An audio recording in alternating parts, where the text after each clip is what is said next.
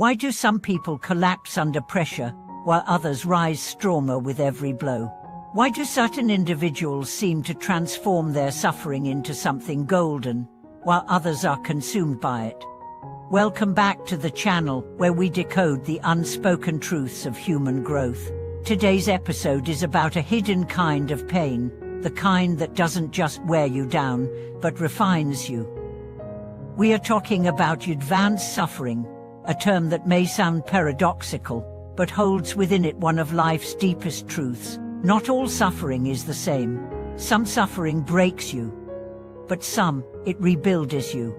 In today's world, pain is often seen as something to be avoided, medicated, or denied.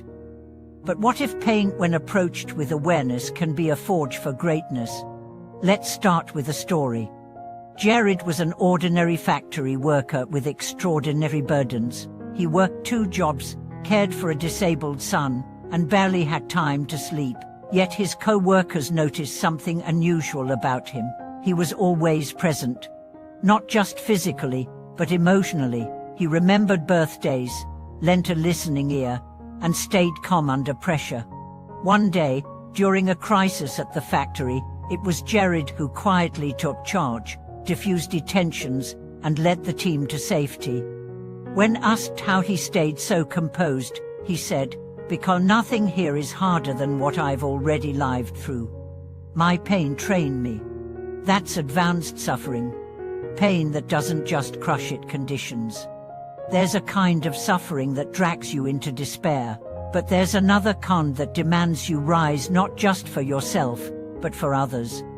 This is the suffering that builds character, not just wounds.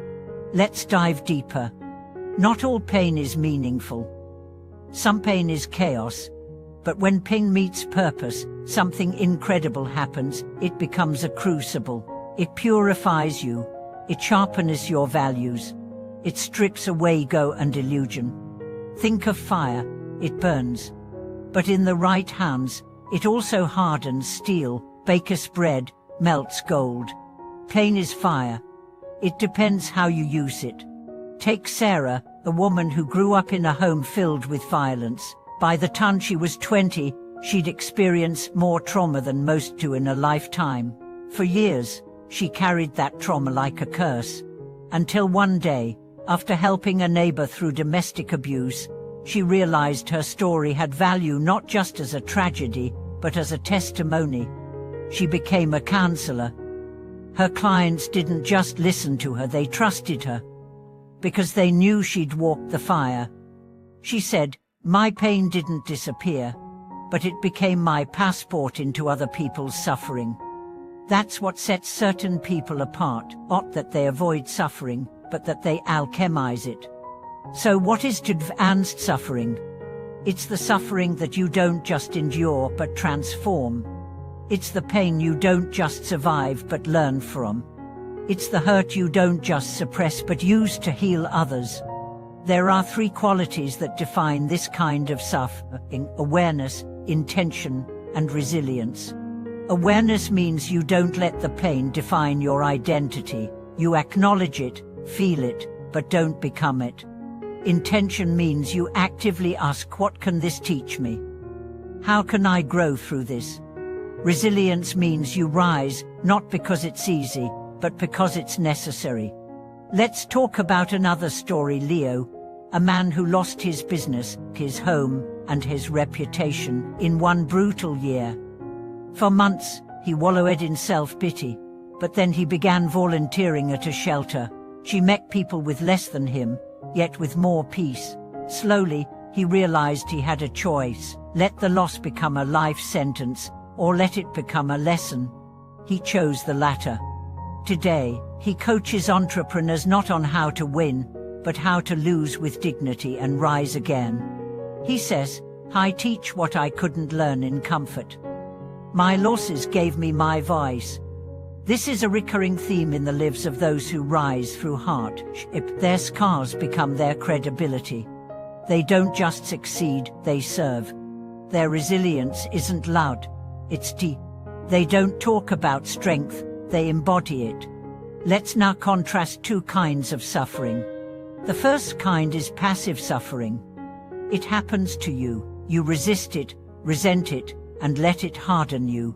It turns into bitterness, cynicism, and isolation. The second kind is active suffering. It still hurts, but you meet it with openness.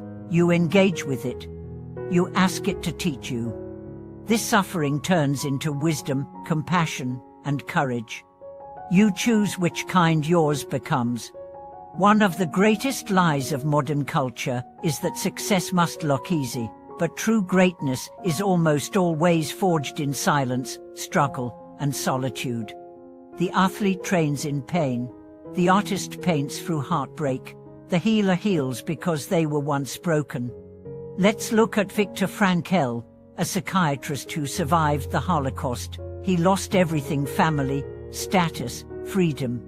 But in the camps, he discovered something extraordinary, that even in the worst circumstances, man can choose his attitude. He wrote, "When we are no longer able to change a situation, we are challenged to change ourselves." That's the essence of advanced suffering. It doesn't ask life to be easier. It asks you to be deeper. And what about failure? People often equate suffering with failure. But failure is just data. It's feedback. It's friction that sharpens your edge. Thomas Edison famously said, "I haven't failed.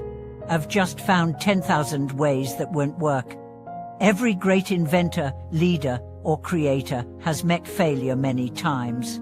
What made them great wasn't the absence of pain, but their response to it. Let's take a moment now to reflect on our own lives.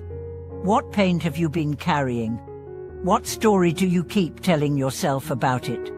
And here's a harder question: what could it become if you let it transform you? Not tomorrow, not next year, but now. Your heartbreak could become your empathy. Your illness could become your purpose. Your setback could become your foundation. But only if you stop asking, "Why me?"